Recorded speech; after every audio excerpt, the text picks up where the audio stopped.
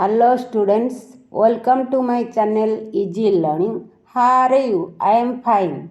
Now I'll write some phrasal verbs uses and examples. 1. Act upon. Act upon Odia ଅର୍ଥ ହେଉଛି ପ୍ରଭାବ ପକାଇବା,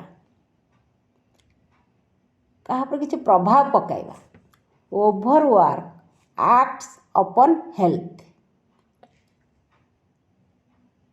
Bear with ସହ୍ୟ କରିବା ବା ସହିବା. I cannot bear with this insult. Break away ଖସି ପଳାଇବା. The thief broke away from the prison.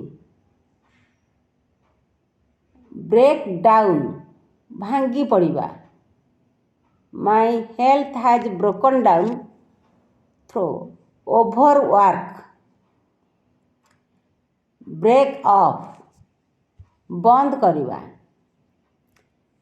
The speaker broke off his speech. Break out ବ୍ୟାପିବା. COVID-19 has broken out in our locality. Call at ଦେଖା କରିବା. I shall call at your shop tomorrow. Call in ଡକାଅ.